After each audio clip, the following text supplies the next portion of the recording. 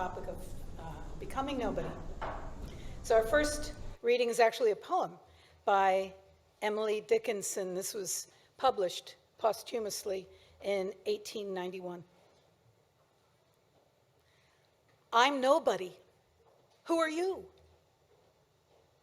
Are you nobody too? Then there's a pair of us? Don't tell, they'd advertise, you know. How dreary to be somebody. How public, like a frog, to tell one's name the livelong June to an admiring bog. And we have a second reading.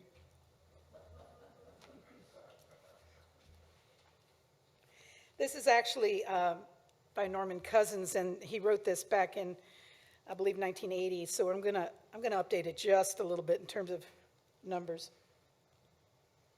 The body is humankind. I am a single cell in a body of 7.5 billion cells. The body is humankind. I am a single cell. My needs are individual, but they are not unique. I am interlocked with other human beings in the consequences of our actions, thoughts, and feelings. I will work for human unity and human peace, for a moral order in harmony with the order of the universe. Together we share the quest for a society of the whole equal to our needs. A society in which we need not live beneath our moral capacity and in which justice has a life of its own. We are single cells in a body of 7.5 billion cells. The body is humankind.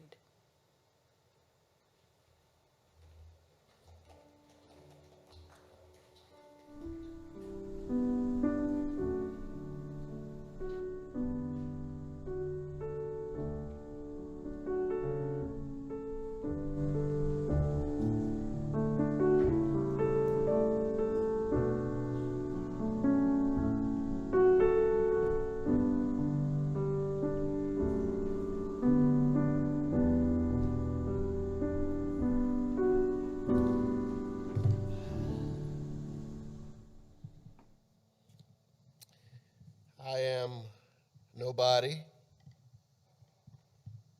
I'm everybody. I'm who I choose to be. My sabbatical started out with a bang and ended with a bang.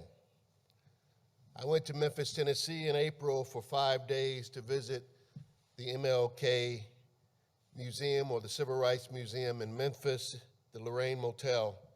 It's an incredible museum. I spent 4 hours there. I closed the place. I don't know if you've been there. Any of you been there?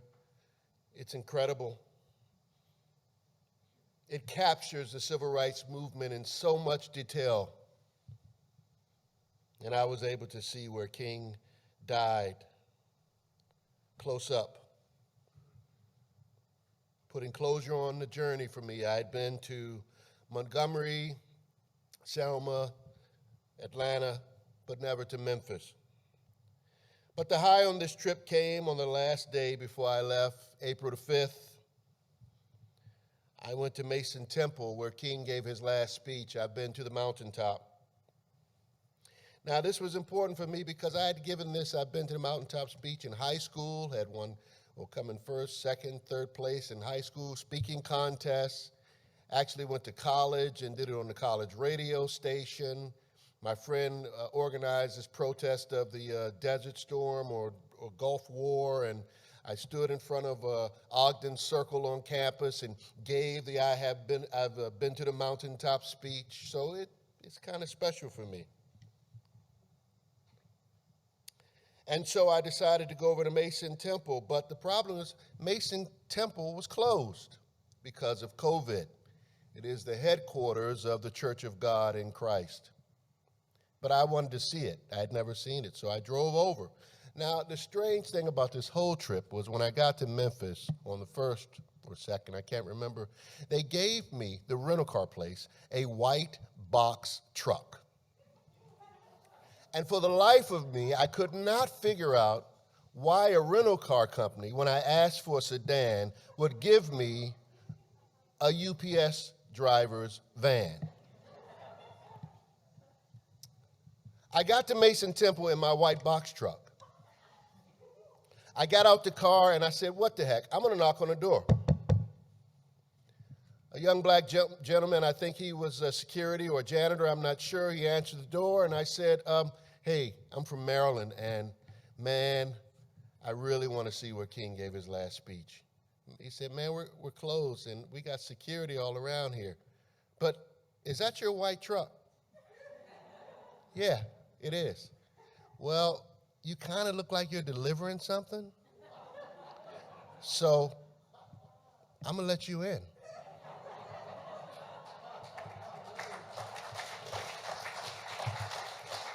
Now, the whole time I felt so stupid in this truck.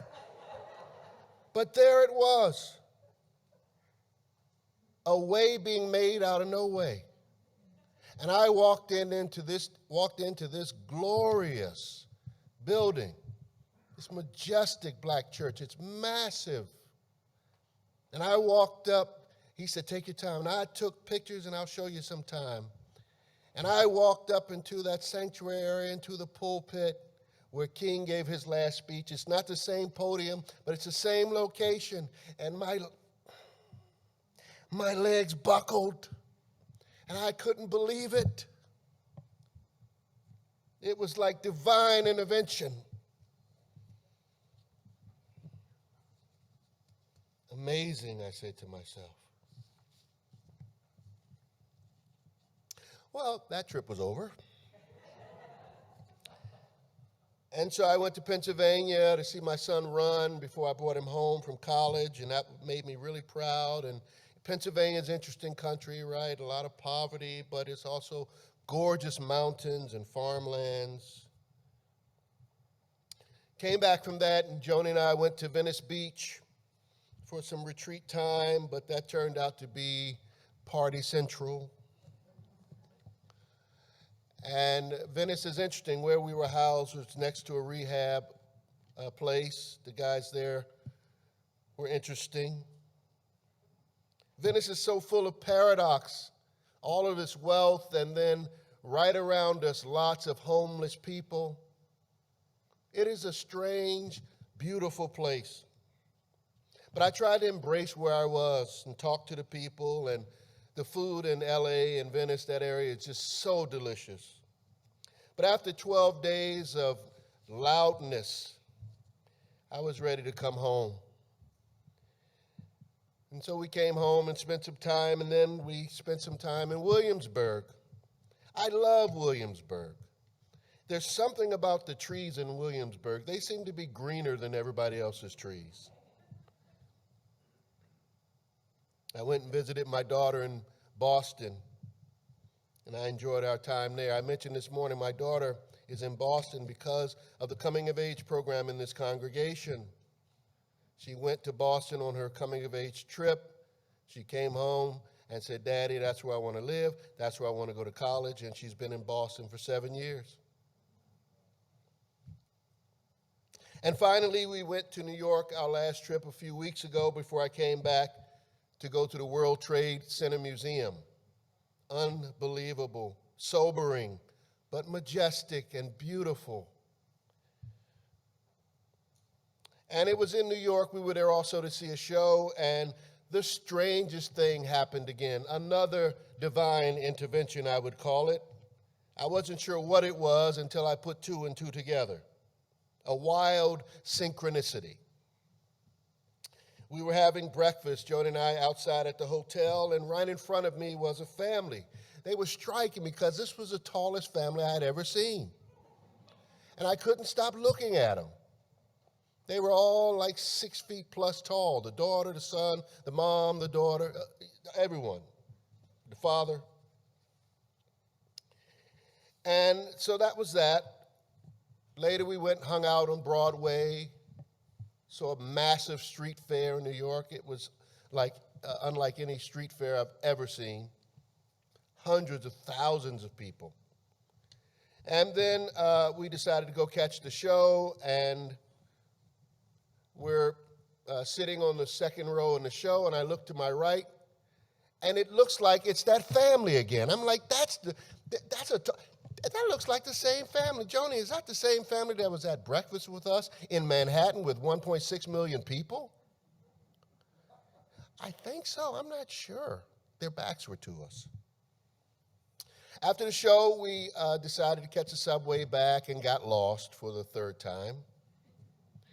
And we were cranky and tired, and we finally found our way on the subway, and we got back, and I said to Joan, can we go down to the lower level so I can get some ice for my water? And she said, okay, I'll come with you. And we went to the lower level, and I got my ice water, and we pushed the button to go back up to our room, and elevator opens, and I be doggone, it's that family again.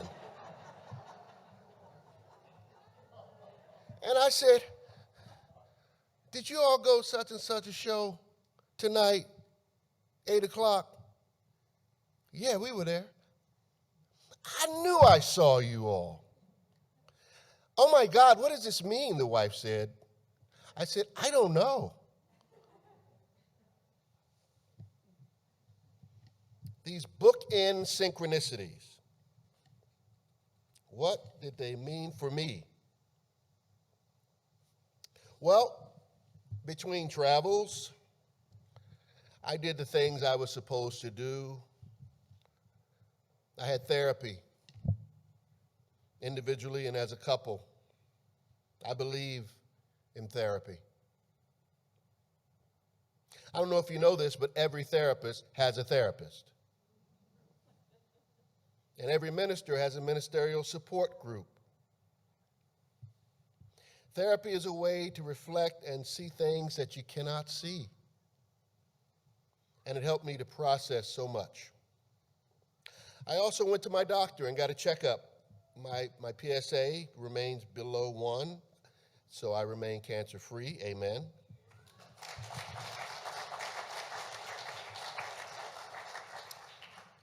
I had stage 1 prostate cancer in 2019. I am healthy today, the doctor said. He was very pleased with me. I had lost 15 pounds. That's down about 8 pounds. Came back to church. There was lemon cake, and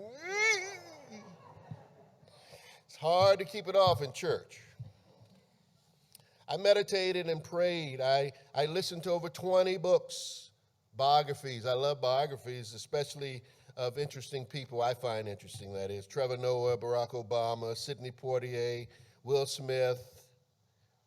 I read books on body trauma. The Body Keeps Score. And My Grandmother's Hands. I went to the gym. I rode my bike once.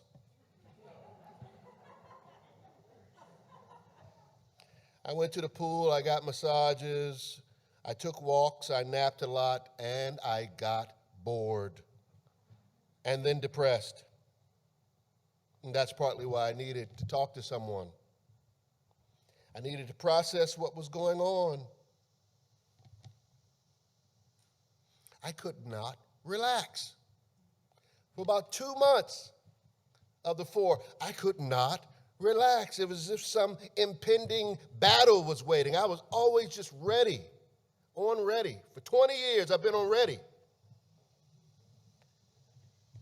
So the boredom really was striking for me. And then those shadows started appearing. Oh, this is why people don't slow down. As things slowed and I had nowhere to go, stuff caught up with me. Inner traumas that have not been fully processed.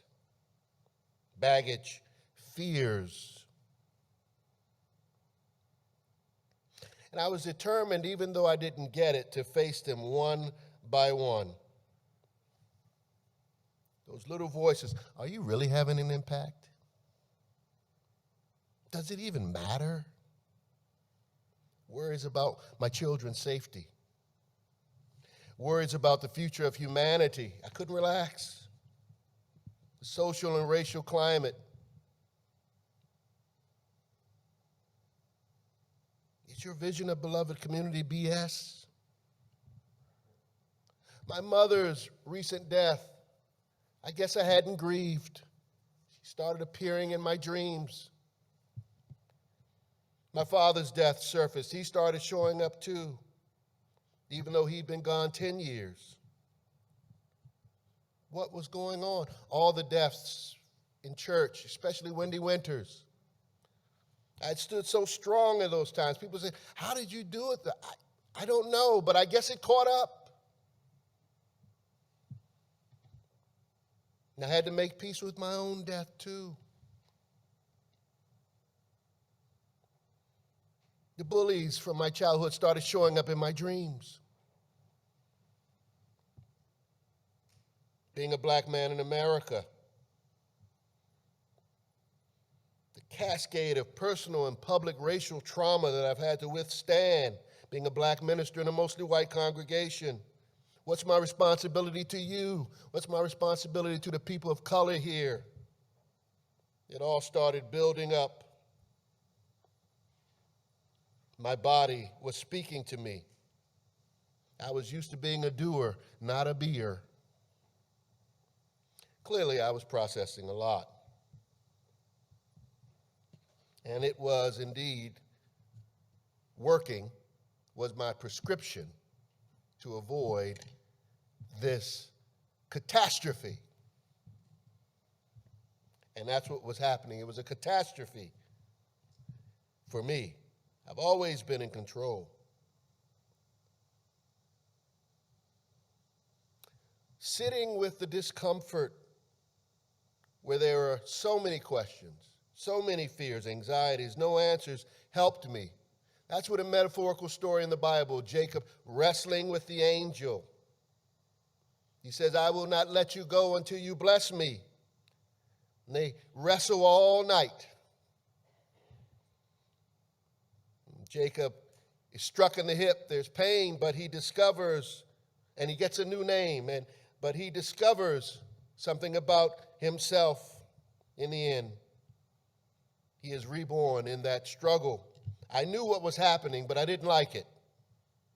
And every time we go through struggle, we know what's happening, but we don't like it. It feels like, the wrestling will never stop. Oh, I'm stuck in this one forever, I bet you. No, you're not. It's just what it means to be human. It's the process of growth and development.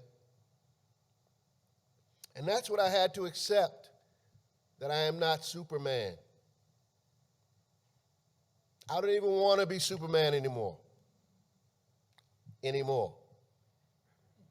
That I am human and mortal and able to be broken like anyone else. And I had to learn to be present with my fears and stop worrying about my impact and my legacy and be present. Be still like nature. To become, we must unbecome. To be somebody, we must be willing to be nobody. To shed the ego archetypes of somebody, transcend them, is the way for me. To be okay with the unspectacular. I had to become less special to myself. Some of us might need to become more special. I'm speaking of myself.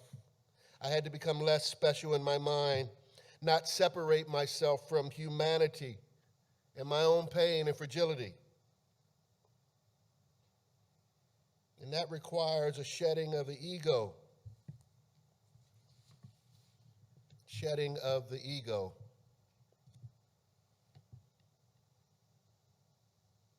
Letting the me disappear. I am a single cell in a giant cell called humanity. I don't have to take it all on. You don't either. That was a revelation for me, and it led me out of my lament. Realizing I'm connected to so many others, to you, That interconnection so crucial for humanity. Humanity feels so fractured because they're losing the understanding of that interconnected nature of all reality. We don't have to take all the burden on our own back.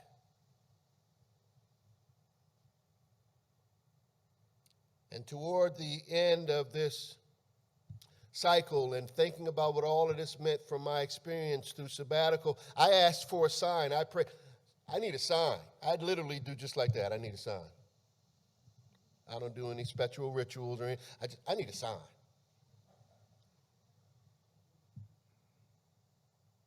And I remembered at the beginning of my sabbatical, when I was at my strongest, there was a sign. The miracle in Memphis. And at the end of my sabbatical, it wasn't spectacular and quite unspectacular, but still amazing that this couple was following us around New York City. And I realized that there is something marvelous and magical in this life that we cannot explain. A divine process at play of light and shadow. Feels like evil is winning. Don't have any answers. And then those little miracles happen to remind you that there's something bigger. That I am one single cell in 7 billion cells. I don't have to take it all on myself.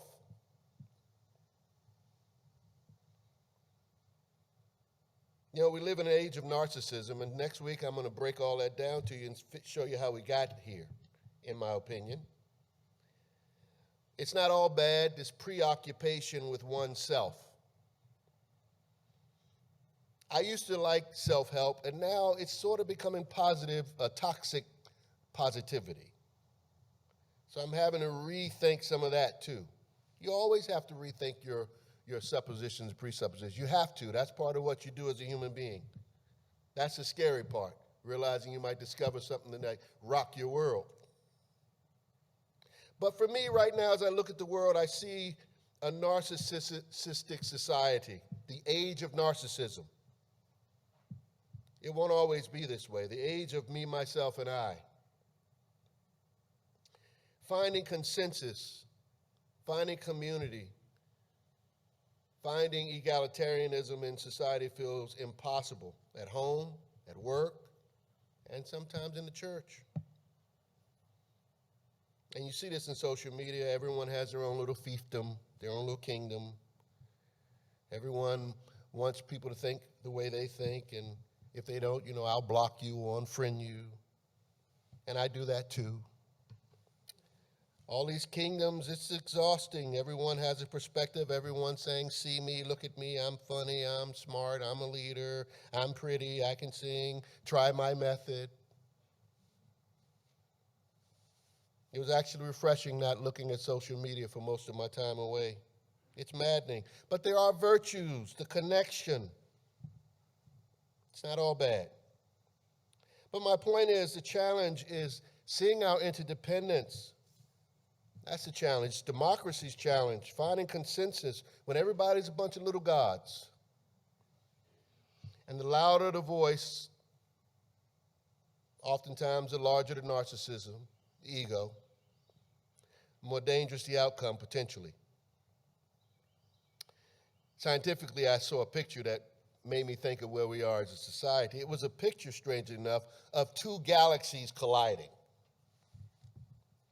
Now imagine it's going to be a chaotic mess for thousands of years, these gases and chemicals all coming together, explosions, and it'll settle and become one universe eventually, more organized. That's my analogy for where we are today. A lot of gas.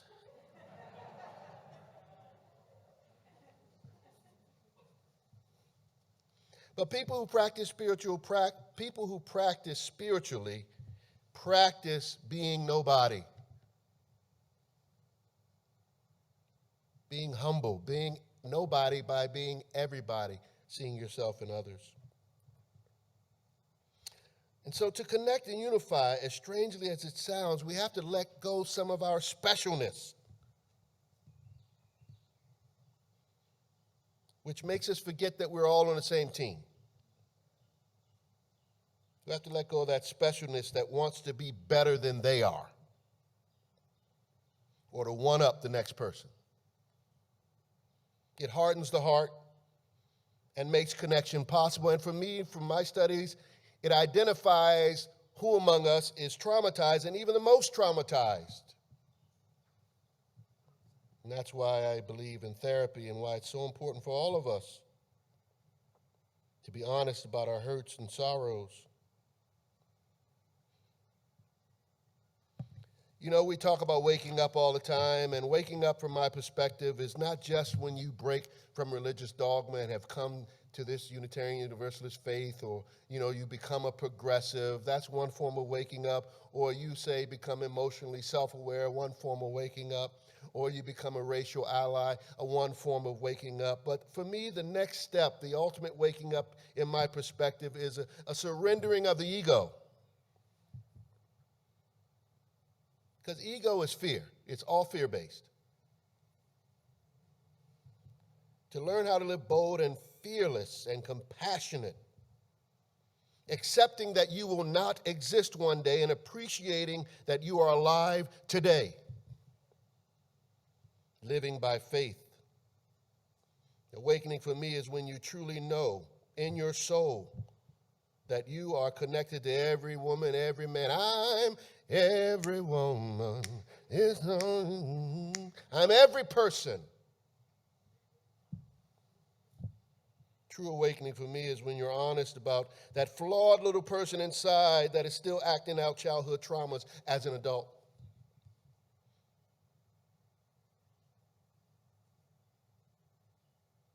I believe when this congregation, individuals, our nation, our world, when people truly face their fears and live into their own traumas and shadows, then we will truly be able to live out those 7 and 8 principles of our faith and 6 sources. I am nobody because I am everybody. I am special but not too special. I am everybody because I see my shadows, I see my and their pain. I am who I choose to be each and every day, and I can choose love. And when in doubt, I can ask for a sign. And I can wait expectantly for that amazing grace to shine as a reminder that I am on the right path. Don't lose faith, my friends. You are a single cell in a body of over 7 billion cells. The body is humankind. You are a single cell. Your needs are individual, but they are not unique. You are interlocked with other human beings and the consequences of your actions, thoughts, and feelings. You will work for humanity, for human unity and human peace, for a moral order in harmony with the order of the universe. Together you share the quest for a society of the whole equal to your needs, a society in which you need not live beneath your moral capacity, and in which justice has a life of its own. You are single cells in a body of over 7 billion cells. The body is humankind. Amen.